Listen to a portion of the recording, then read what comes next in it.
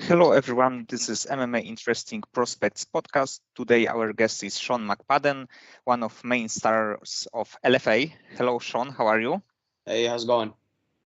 Sean, please tell me about your fight in April. You were scheduled to fight Kibedi Gordon, also a very good prospect, but the fight was cancelled. Kibedi fought against the other fighter. So please tell me what happened with your health. Yeah, so basically what had happened about a month out, I had a back strain injury. So I ended up shooting a double leg into the wall. Guy hipped into me with contact of the wall and his hips. Just ended up straining my back, kind of put me at 50% power. And within the game we play, you got to be at as close to 100% as possible. And 50% wasn't doing it. I respect Kibeti too much to take that fight at that level for myself. And he actually lost this fight, but overall he's very good fighter.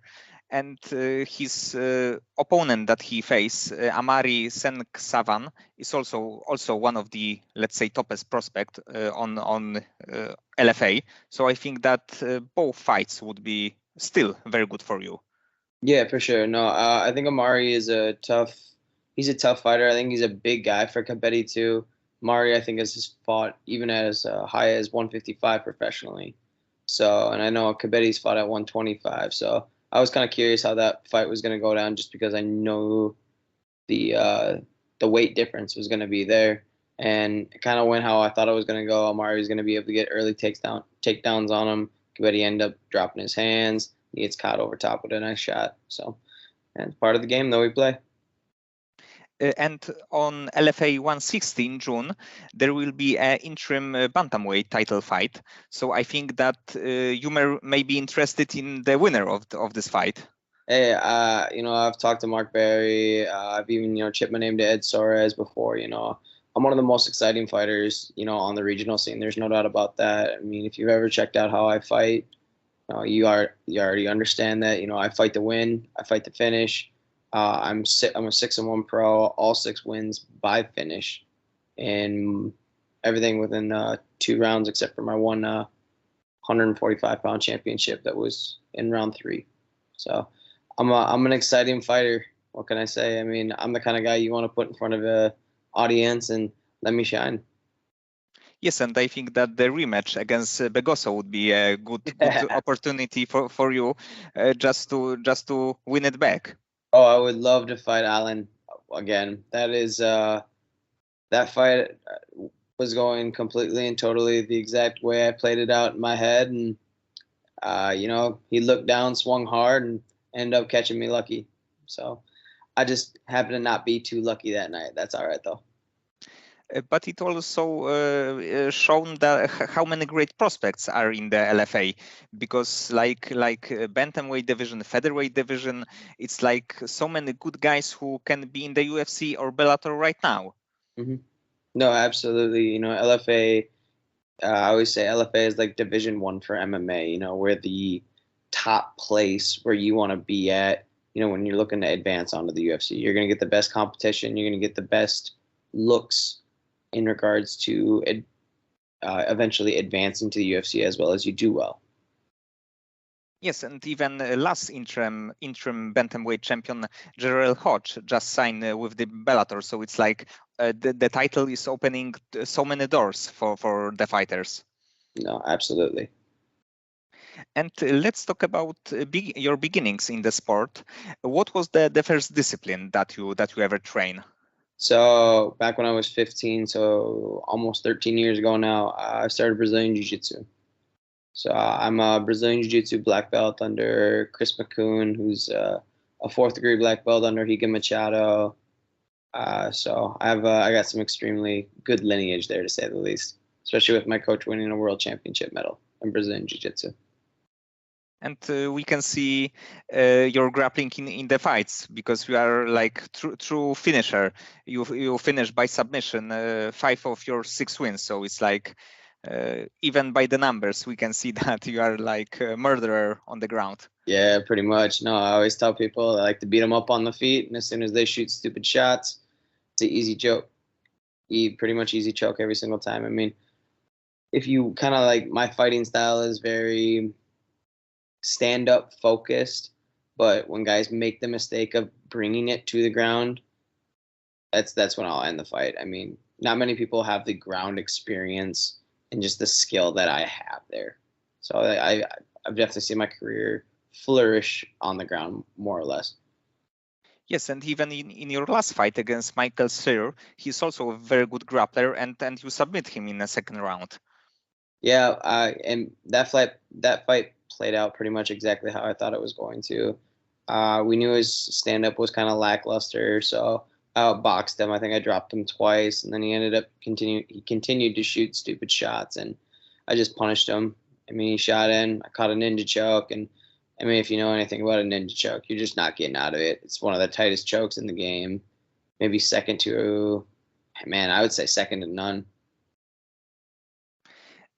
And is it BJJ still the favorite part of your training, or do you like prefer to wrestle or strike in the gym? I would honestly, I'd say I probably like to strike more than anything. I think my Muay Thai and my stand-up skills are the most unrespected part of my game, just because I don't necessarily have the finishing prowess or finishing results behind them. Uh, but if you look at any of my fights, it's a lot of striking that leads to the submissions every single time. Beat them up on the feet, tap them out on the ground. Yes, it's great strategy. And where do you currently train? So I train out of two different places. So I have the academy in Brooklyn Park under Greg Nelson, who's a coach guys like Sean Shirk, Brock Lesnar, Rose Namajunas, John Castaneda is our current in-house UFC fighter. Then I also train at McCune's Martial Arts with my first coach, Chris McCune, who's going to be that 4th-degree black belt with a Brazilian Jiu-Jitsu World Championship. So good pedigrees, good coaches, great training partners all around me at all times. Yes, and when I hear Greg Nelson, like my first thought is Brock Lesnar because he was such a big star. Oh yeah. And you had a quite long amateur career because according to Topology it was 10 bouts. So please tell me how important is to compete as the amateur. So basically, how I tell all the guys who are coming up these days is like, you want at minimum about 10 amateur fights. That'll give you the chance to be put in bad positions, fight extremely tough competition. And then eventually, what had happened for me was at 9-1, I think I had 1 or 2 championship belts at that point in time too. I was the #1 ranked amateur in the Midwest. There was absolutely no one who was willing to fight me. So at that point, I had gone up. I had gone up a weight class. Had my last amateur fight. Told my promoter and manager at the time that, hey, it's time to turn pro, and so we did. And as soon as you turn pro after that, a long quality amateur career, then you can just jump into the pro circuit running. I mean, you can just take fight after fight after fight because you don't have to worry about it, because there's a lot of pros. There's a lot of just people in general who turn pro too fast. So what they do from there is they try to develop their skills as a pro. You don't want to develop your skills when you're a pro. You want to be solidifying and sharpening your skills, right? At that point, it's just, you're just feed for the sharks in the water if you're not a developed pro. I've even taken guys who are pro fighters and I've coached them through, and I said, no, you can't. I don't want you to fight for 2 years because you're just not ready, right? Because pro is a whole different game. Elbows and knees to the head are a whole different game in the U.S. So as soon as you're able to throw those, I mean, that's how you get seriously hurt. And I mean, if you look at any of my fights, my knees are like nasty. I post on Instagram. My nickname's Dr. Knee Nasty. Like, I touch you with those things. It's like setting off a nuclear bomb, inside of your guts. It's only a matter of time before you explode. And again, easy finish from there. And when the fans can see your record, it's like 6-1. So maybe like first impression is that you are not super experienced. But when we add this 10 bouts, and we will include that most of your professional bouts are in LFA, because like 5 of your 7 professional bouts went in LFA, it shows that you are a super experienced guy. Yeah, no, I mean, and I think most people who understand that like most of the fights that you're gonna have in your career are gonna be behind gym walls. So I've been training just short of 13 years now. I have a Brazilian Jiu-Jitsu black belt. I'm a very, very high level striker. I co-own a gym. I coach fighters. I mean, martial arts is quite literally my life. I wake up, I do martial arts. I go to bed, I do martial arts. I think about martial arts all day long. It's my business, it's my life, it's my hobby. This is what I do. It's also one of the biggest reasons why I have guys who don't want to fight me pretty much all the time. If you ever want anybody to confirm that, you can ask Iridium Sports Agency, who's going to be my management. I am the biggest pain in the ass to find a fight for because nobody wants to fight me. Because where are you going to take the fight versus me? I'm a tough guy to outstrike. I'm even tougher to finish on the ground. If you clinch me, it's your worst nightmare. I mean, I'm kind of one of those guys who's just sitting just on the brink right before the UFC, but nobody wants to fight me because they know they're going to lose. So I have very limited options right now. I hope the LFA continues to try to keep me as busy as they have, but right now I'm pretty much international. I mean, nobody in the US seems to want to fight me, so you never know. Maybe I'll be fighting in Poland pretty soon. Yes, yes, it would be very, very nice to see. And is the UFC a main goal for you, or would you consider also other options like let's say Bellator or One? No, I mean Bellator, PFL, UFC, One would all be fantastic options. I think the top two options that I would like would be the UFC or One, just because they have the largest platforms at current. One has an absolute fantastic promotion going on in Asia. I'd be extremely honored to fight for them. I know they don't necessarily uh, like work the American market as much, so I'm not going to put all my eggs in one basket with them by any means. And that's where like the UFC again. The UFC controls the Western European market and all of pretty much the Western market when it comes to the Americas and Europe. So I would absolutely love to fight for the UFC. I think they have the best fighters, best competition, and yeah, man, I'm 100% ready for that fight. I mean, I've sparred UFC fighters all the time, and guys look at me and they're like, "How the fuck aren't you in the UFC, dude? You're a monster." It's like, I don't know. I hold my hands up in the air and I'm just like, because nobody wants to fight me. I am that guy. I could be that. I'm that guy on the Contender Series who you bring in who's 4-0, and I leave you speechless because I'm that good. Like my skill is there. I just need the opportunity to shine. So hopefully I get a Contender Series fight here. Uh, this this upcoming season is the goal. So we'll see though. You never know. Yes, and I think that it would be quite possible to see you in the Contender Series because of the timing, because of course of your great skills and record. So it would be great too. Yeah, no, I know I'm on the UFC short list right now. So anytime the fighter gets hurt at my weight division, that call could be coming any moment. Otherwise, I think just because of my record being 6-1, and people look at it as, oh, he's still kind of inexperienced. He's still only 27. He's got room to grow. But then you do a little actual like digging on me. He's like, oh, this guy's been training MMA for 13 years. Oh, hold up. Maybe he is more experienced than we think he is. Oh, he does actually have 17 fights. Of those 17 fights, he's got 15 wins. 14 of those 15 wins are by finish, if I'm right. Oh wait, hold up. This guy might be a little different than what we see on paper. So, I'm just kind of waiting for my opportunity right now, waiting for guys to want to fight me. I wish the CFFC champ wanted to fight me, but he just wants to talk shit behind closed doors and accept fights with other guys instead. But hey, we all can't be fighters. Some of us got to be track stars. And overall, where do you see your overall career in bantamweight division or featherweight division? I Because mean, you fought both. yeah, I mean, I have a professional featherweight title. I wouldn't mind fighting at featherweight. It's an easier weight cut for me. That being said, I think where I'm going to find the most success in my career is going to be at 135. I mean, I'm a big, strong, healthy 135er. There's not a lot of guys who can out grapple me at that weight class. I mean, pretty much, if I don't even ask for records or names, I basically just ask my agency at this point in time. They have a D1 wrestling background. If they don't, let's just take the fight. That's the only thing I consider.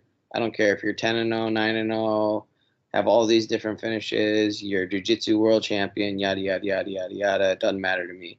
Okay. In MMA, I'm the greatest thing in the Midwest, no doubt about that. I mean, anybody who kind of steps up to the plate gets finished just like every other fight you watch me fight.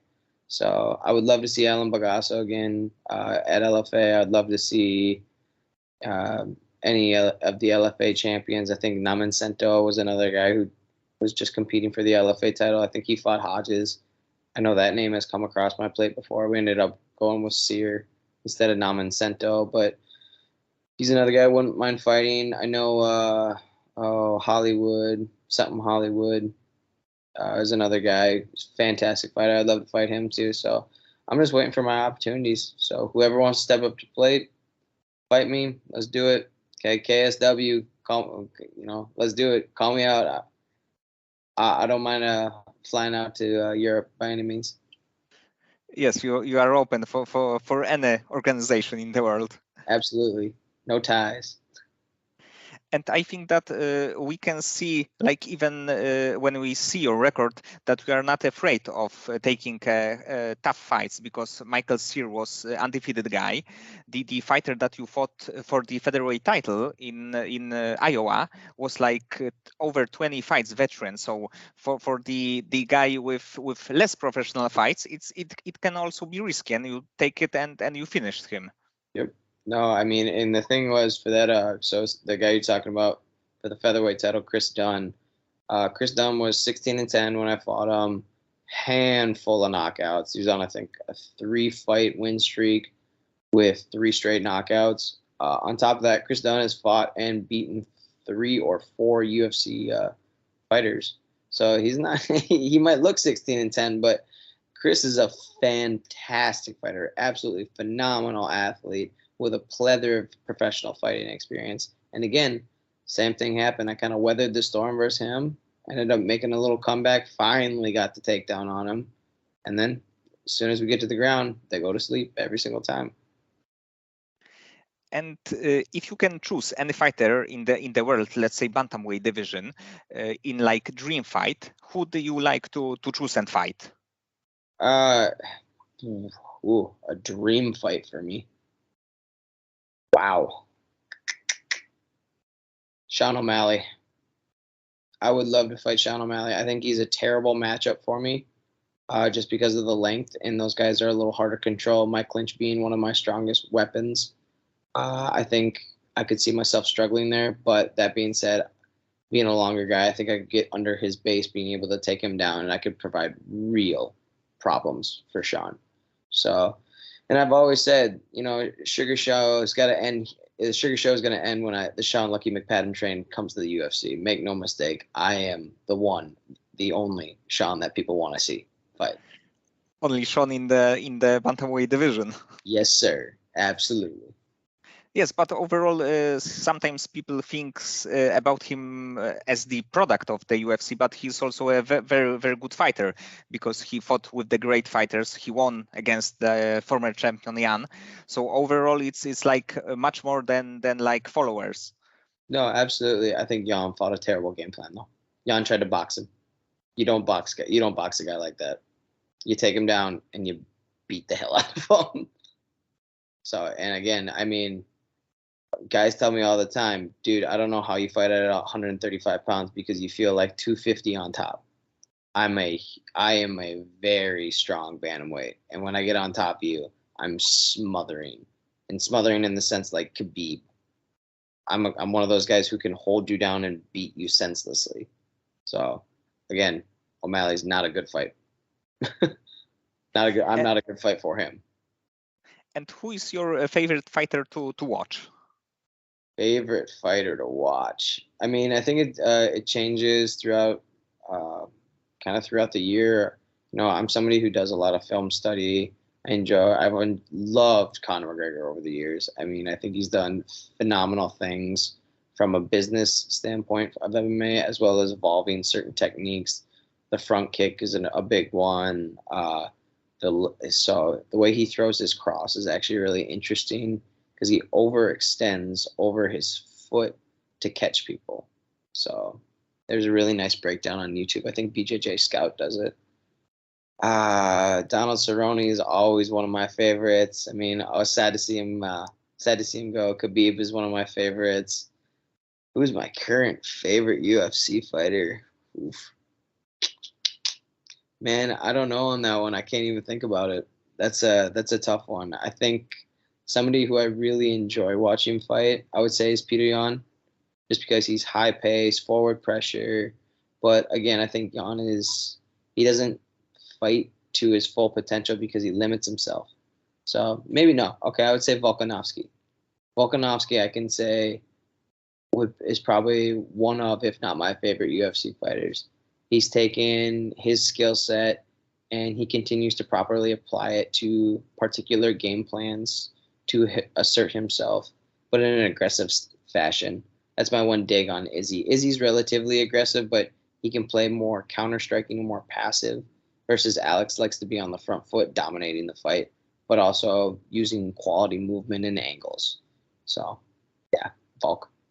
Yes, and Volkanovski was so close to be a two-division champion. It was like So close. What a fight. Close. That was an epic fight, though. Yes, and it also would be interesting how the rematch would look like. Mm-hmm. I think, man, I don't know. I think the rematch Makachenkov does a lot better, though, strictly just because he's going to be more prepared for Volk's ability to grapple with him. Because I'm pretty sure he was thinking, oh, I'm going to get a hold of this little guy. I'm going to take him down and I'm going to beat him up. And then he's like, that's not happening. So I think he was not as prepared as he could be. So I would still give Makachenkov the nod in the second fight, just because I think he has a higher gap to grow. Yes, and Islam would be a favorite according to betting sides, but it would be also great to see this rematch. Sure, I would like to see him Islam versus Leon Edwards, though. That would be a tricky fight because Leon is very, very good, but Usman's body is just destroyed at this point. I mean, if you know anything about like Usman, I mean, the guy has to walk down the stairs backwards. That's how bad his knees are these days. So I think Kamaru has a foot out the door. He's done fabulous things, and I've always appreciated him and how he fights and his finishing prowess. But I think his body, after the decades of wrestling and now a decade of MMA, has just about ready to tap out. But that'll make holes for a new 170-pound title challengers, which is always interesting. And we'll see. We'll get to really see how good the legacy of Leon ends up being. Yes, I think that because of the knockout of Kamaru Usman in their second fight, he will have his place in the history of the UFC, even if he will lose his title against Colby or Belal. But this kick, this moment was quite unbelievable. Oh, for sure. And you lost in the professional MMA one fight against Begosso. And please tell me, how do you think important is losing in MMA? I think losing in MMA sucks, and you want to do it on the amateur side of things if you can. That being said, it will humble you like no other. When another man has to jump in to save your life because you got your head taken off by somebody, it will humble you like no other. I remember being 23, 24, undefeated, one of the top rising Midwest stars at that point in time in my life, and I wasn't humble. I felt like I was I was God at that point in time. I could walk through fire, stand on water, nothing could touch me. And I got humbled. I got cracked. It was a very maturing lesson for me, and I think it's very good for a lot of guys. But if you can not have that lesson in the cage, is a better thing for you. Mine just happened to be there, so that's all right. It happens though. But again, I would love to fight Picasso again. I know he's got two absolute hammers for hands, but again, I think I would fight that fight much smarter than I did. Yes, and maybe it's the case of GSP, who lost against Hughes and Serra, and he won in the rematch with both. So maybe it will be the same situation with you and Begoso. It was definitely like a massive error on the game plan execution is what had happened with me and Begasso. So, and I think GSP can, be similar in that, he got caught by Sarah just because he wasn't doing the game plan. It happens. So not a big deal. And you are a BJJ black belt, and do you compete in BJJ tournaments, gi or no gi? So I haven't competed too often over the years, strictly just because most of my energy is put into MMA and just looking for MMA fights and stuff like that. There are a couple tournaments coming up that I have been eyeing that I might jump in there to compete at. But that being said, I'm also trying to fight in June. So it's do I get a fight in June? If not, I'll probably compete a couple times at like a Grappling Industries or maybe even a local tournament. But I don't do too much like IBJJF tournaments now. And what motivates you to train? Because MMA is really hard sport. What's it's like the biggest motivation for you? I mean, the absolute biggest motivation for me is I love this. I live this. I mean, I found something at the age of 15 to absolutely pour all of my positive, negative, neutral energy into. It only created better and better things in my life. So I know as I age and grow and mature and stuff like that, martial arts is going to continue to be there and continue to be like a mainstay in my life just because of how much I truly love what I do. And outside of MMA, what do you like to do in your free time? Let's say that when you were injured, you couldn't really train. So what you did? So I just bought a home here in March actually. So I'm constantly working on my house, getting all my renovations done and stuff like that. I also have two lovely dogs. I got a beautiful, lovely girlfriend that I love to spend time with. We like to go out camping and hiking and stuff like that as much as we can. Actually, already today we're out on the trails hitting them up. So just getting out into nature and I just experiencing nature as best I can. So you are more of outside guy than like watching movies, gaming. I try to game from time to time, but I just lose interest so fast. There's so many other things that I want to be doing. I love my business, so I do. So I co-own a martial arts business. So between training, running that, coaching other fighters, just getting outside and enjoying the weather. I don't have time to play video games. If I'm watching TV, I'm usually sleeping. So yeah. And how do you deal with the stress before your fights? Let's say that is the day of your fight. It's like 6 or 8 hours to the fight. So how do you deal with this? I mean, honestly, I enjoy the pressure. I have a saying, pressure makes diamonds, and when those lights are on, I shine. And I really relish in that pressure. I sit in it and I enjoy it. It's almost fuel for my fire. Fighting is something I am born to do. I don't know if I was a former gladiator in a different life, but I truly mean I'm meant to do this. I'm meant to fight in front of thousands, if not hundreds of thousands, if not millions of people. I am extremely entertaining, whether it's with my mouth or my fist. I'm very good with both. So I always just say, give the people what they want. And, the pressure, like, it's there. I'm about to engage in combat with somebody, but it's it changes to excitement for me, not so much anxiety. Yes, in your fights, we can't really tell that you are stressed because you are really confident in your But fight smiling and style. So, laughing and stuff like that probably don't help too much. what would be the perfect scenario for you for next couple of months? Man, I would just love to fight. I would love perfect scenario if whoever is supposed to fight for the CFFC championship versus Wilson something, the current 135 champion. I hope if something was to happen where his opponent would pull out, I would love to fill in. I would love to smash him and take his belt. Me and him had a interesting little back and forth. If anybody wants to check that out on Instagram, he decided to respond privately after taking a different opponent. So I'll keep the words that were said behind doors in private, but to say the least, I would love to go out to New Jersey and smash him, take his belt in front of all of his friends, fans, and family. Okay, because you're a fake champ, dude, and I hope you hear this. Otherwise, after the CFFC championship win, I'd love to jump onto the Contender Series, perform in front of Mick, Sean, and Dana. Be like, hey, the Sean Lucky McPadden train is here. Get in or get the fuck out of the way.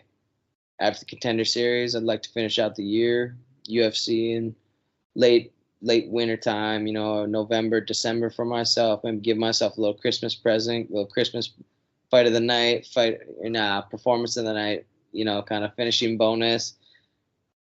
Take that money, take my girlfriend and my family on a nice little cruise. Maybe go stop in Disney World, have a little fun. Have a nice end of the year and go from there. Start off the new year buzzing and going again. My goal over the next couple of years is to become the next Cowboy Cerrone. So I'm the guy that when shit goes wrong, you call, I clean up that situation, and I put on an entertaining fight no matter what circumstances lie in front of me. Yes, when Cerrone was taking these fights like 2 or 3 weeks or sometimes even days notice, it was something crazy. And the thing is that he was winning more of this fight. So it's not that it was loss after loss.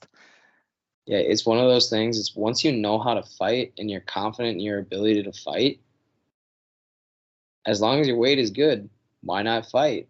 That's basically where I'm at my point. At this point, I'm pretty much open to taking most of 145-pound opportunities. I only walk around probably like 10, 15 pounds over that weight class. So it's like, yeah, that's an easy cut for me. I can do that in a week and a half.